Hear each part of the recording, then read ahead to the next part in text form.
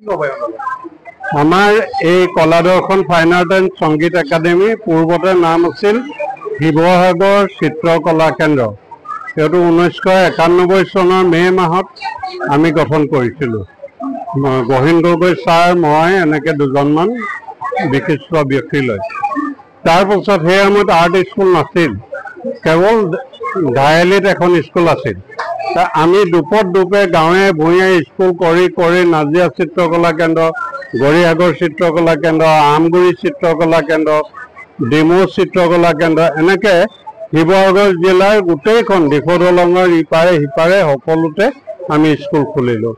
খুলি তাত এটা এটা গুটি ৰুলোঁ। সেই গুটিখিনি বৰগছ হ'ল, বৰগছে আকৌ নতুন গুটি দি অজস্ৰ গুটি তাত সৃষ্টি হ'ল, প্ৰচাৰ হ'ল। আমি প্ৰতি বছৰে এনেকৈ কৰ্মশালা, প্ৰদৰ্শনী, প্ৰতিযোগিতা এইবিলাক পাতি আহিছোঁ। আমাৰ শিক্ষক বৰ্তমান 70 জন আছে। আমাৰে ছাত্ৰ বহুত ওলাই গৈ নেশ্যনেল ইণ্টাৰনেশ্যনেল লেভেলত কাম কৰিছে। ইয়াৰ ভিতৰত মই প্ৰথম গীতাঞ্জলি হাতীকাকতিৰ নাম ক'ব পাৰোঁ। তাই জাৰ্মানত আছে, নাজিৰাৰ। প্ৰমোদ বৰুৱা নাজিৰাৰ, তেওঁ ললিত কলা একাডেমীৰ বৰ্তমান শিক্ষক। গোটেই অল অভাৰ ইণ্ডিয়াত তেওঁ কাম কৰি আছে। এনেকৈ আৰু বহুজন আছে, ইণ্ডিয়াত কাম কৰি আছে, বিভিন্ন ঠাইত কাম কৰি আছে। আমি আৰ্ট এণ্ড ক্ৰাফ্ট দুইটা কাম আমি কৰিছোঁ একেলগে। ভাস্কৰ্য কলা আমি কাম কৰিছোঁ, গ্ৰাফিক্স আৰ্টৰ কাম কৰিছোঁ। এনেদৰে আমি প্ৰতি বছৰে পাতি আহিছোঁ।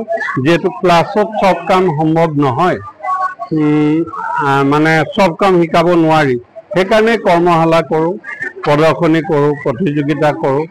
আৰু আমি মিডিয়াৰ পিছত দৌৰি থকা নাই। কোনোবা শিল্পীয়ে আমাৰ ইয়াত শিল্পী নাই বুলিও কৈছে।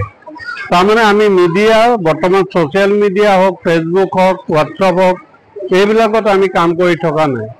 আমি কাম কৰিছোঁ, সৃষ্টিশীল কাম কৰিছোঁ। আপুনি দেখিব গোটেই বাউণ্ডেৰীত আমাৰ অজস্ৰ মূৰ্তি আছে। আমি GST দিওঁ, চৰকাৰক টেক্স দিওঁ। আমাৰ স্বাধীন শিল্পীসকলে, আমাৰ 70 জন শিল্পীৰ ভিতৰত 10-12 জন শিল্পীয়ে একেলেঠাৰিয়ে কাম কৰি আছে, দিনে নিশাই কাম কৰিছে। আজি সামৰণি অনুষ্ঠানত আমি চাৰ্টিফিকেটবিলাক দিছোঁ।